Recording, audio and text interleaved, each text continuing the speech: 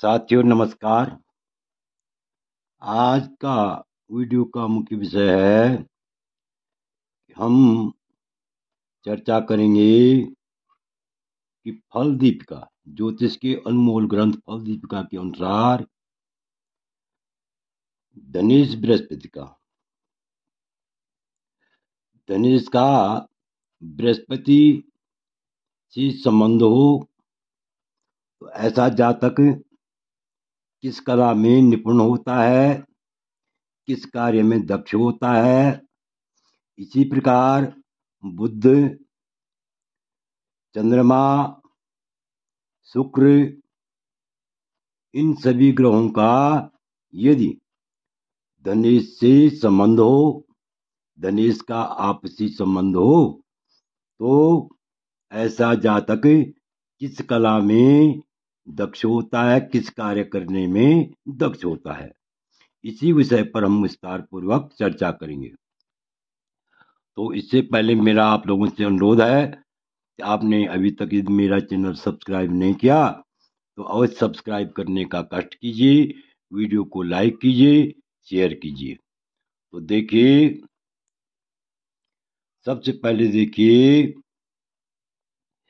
कि धनेश का कौन से ग्रह के साथ पारस्परिक संबंध होने से जातक किस कला में निपुण होता है, किस कार्य में दक्ष होता है, कौन से कार्य करने का शौकीन होता है। तो देखिए, ध्यान से देखिए, यहाँ पर जो है फल दीपिका नामक ज्योतिष के अनमोल ग्रंथ में लिखा हुआ है, यदि धनेश का बृहस्पति से पारस्परिक संबंध हो तो जातक वेद और धर्मशास्त्र का विद्वान होता है। ध्यान से देखिए, यदि धनेश का बृहस्पति से संबंध हो, पारस्परिक संबंध हो, तो ऐसा जातक वेद और धर्मशास्त्र से में विद्वान होता है, अर्थात अत्यंत विद्वान होता है।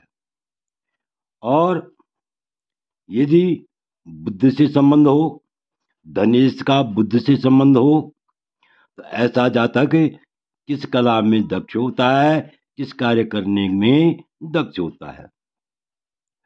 तो इसी संदर्भ में देखिए, यदि धनेश का बुद्ध से संबंध हो, बुद्ध से पारस्परिक संबंध हो, तो जातक अर्थशास्त्र में पटु होता है, अर्थात अर्थशास्त्र का ज्ञाता होता है।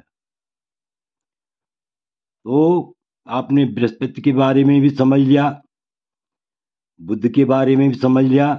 अब आगे देखिए, यदि शुक्र से संबंध हो, यदि धनेश का जन्म कुंडली में शुक्र से संबंध हो, पारस्परिक संबंध हो, तो ऐसा जातक श्रृंगार संबंधी शास्त्र में, साहित्य में, काम शास्त्र में अत्यंत निपुण होता है। तो ध्यान से देखिए, यदि धनेश का शुक्र से पारस्परिक संबंध हो, ऐसा जातक श्रृंगार संबंधी शास्त्र में दक्ष होता है, साहित्य कला में दक्ष होता है और काम शास्त्र में निपुण होता है, काम शास्त्र का ज्ञाता होता है। आगे देखिए, यदि धनेश का चंद्रमा से संबंध हो, अर्थात धनेश चंद्रमा का द्वितीय से संबंध हो, तो वह किसी किसी कला में कुशल होता है, मतलब अधिकांश कलाओं में क्या होता है, वह दक्ष होता है।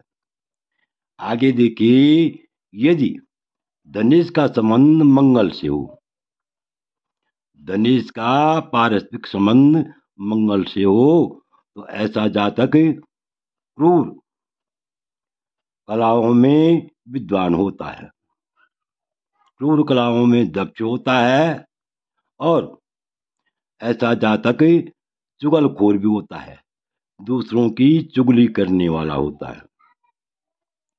इसी प्रकार आगे देखिए, यदि राहु का संबंध होता है, धनेश से राहु का संबंध होता है, पारस्परिक संबंध होता है, तो यदि राहु का द्वितीय स्थान में स्थित हो, यदि राहु क्या हो, द्वितीय स्थान में स्थित हो या द्वितीय के साथ हो, तो ऐसा जातक स्पष्ट उच्चारण न करने वाला, यानी किसी भी उच्चारण को स्पष्ट नहीं कर पाता है। यदि द्वितीय केतु द्वितीय स्थान में हो, तो ऐसा जातक हकलाता है या असत्य वचन बोलने वाला होता है। अर्थात यदि द्वितीय केतु जो है द्वितीय स्थान में हो, द्वितीय भाव में हो, तो ऐसा जातक हकलाने वाला होता है या असत्यवादी होता है, असत्य बोलने वाला होता है। इसी प्रकार यदि धन स्थान में पाप ग्रह हो, तो ऐसा मनुष्य मूर्ख होता है, अत्यंत क्या होता है, मूर्ख होता है और निर्धन भी होता है।